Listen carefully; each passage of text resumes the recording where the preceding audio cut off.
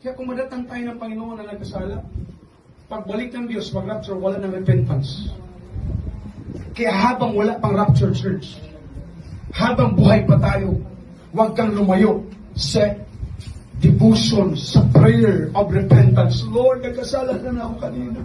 Lord, nagkasala na ako sa aking nakita, Panginoon, sa aking narinig, Lord. Nabuhay na naman ako ng pagiging chismoso, Panginoon. Ang pagiging chismoso, Lord. Lord, patawarin mo, Panginoon.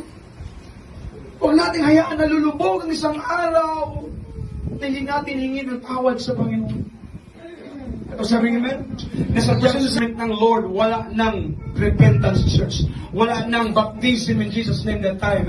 Kaya habang may pagkakataon pa tayo, habang may panahon pa, habang mayroon pa tayong pag-asa na makalapit sa Panginoon, i-invite na natin yung ating mga kaibigan, i-invite na natin ang ating mga friends, mga sa buhay, na tara sa church, tara magsisi tayo sa Panginoon.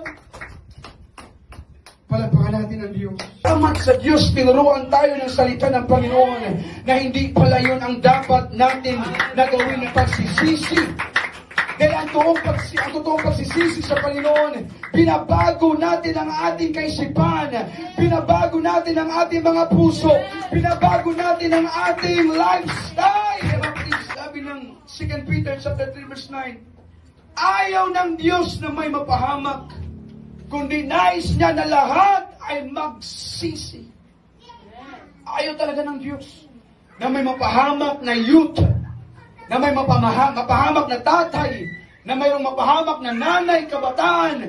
Ayaw niya na may mapahamak na hindi nagsisi. At masibig, amen? Kundi ipinapakita ng Diyos ang kanyang pasensya. Ang haba, napakahaba ng kanyang patience sa mga tao.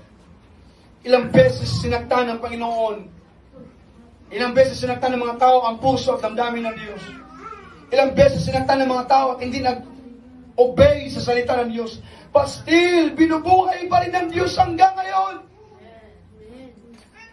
Ilang beses tayo nagkakamali sa Panginoon. But still, ang patience ng Diyos, napakahaba, inuunawa pa rin ng Diyos ang tao para lang humantong palagi sa pagsisisi.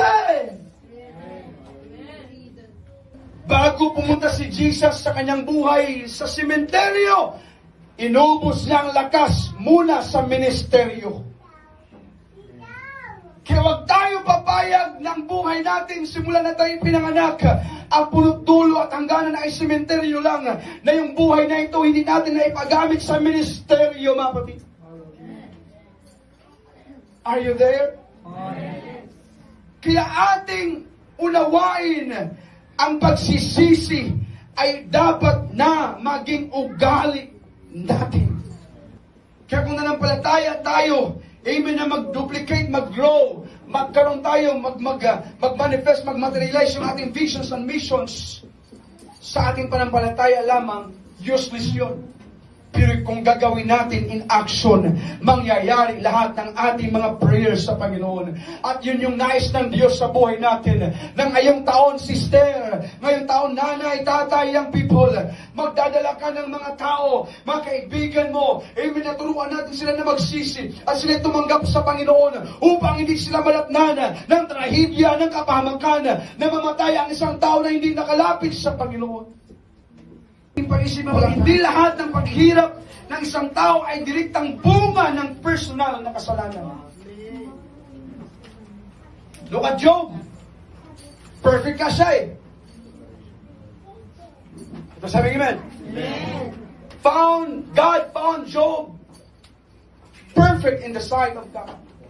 Job chapter 1. In the land of Uz. Kaya kung sabihin natin na si Job nagkaroon ng sakit dahil sa kasalanan, dapat hindi sinabi ng Job 1 na perfect siya. Pero nangyari kay Job yun dahil may paintulot ang Diyos kay Satan na gawin niya sa buhay ni Job. Kaya mga nangyayari, mga tragedy sa buhay ng isang tao, hindi lahat bunga ng kasalanan. Minsan din paintulot ng Diyos na i-test tayo. Minsan din may mga paintulot ang Panginoon na upang maging matatag ang ating panampalataya sa Panginoon. Tumingin tayo sa mga heavenly things na hindi natin nakikita, mga kapatid, in our naked eye. Dahil ang mga bagay na yan may hangganan.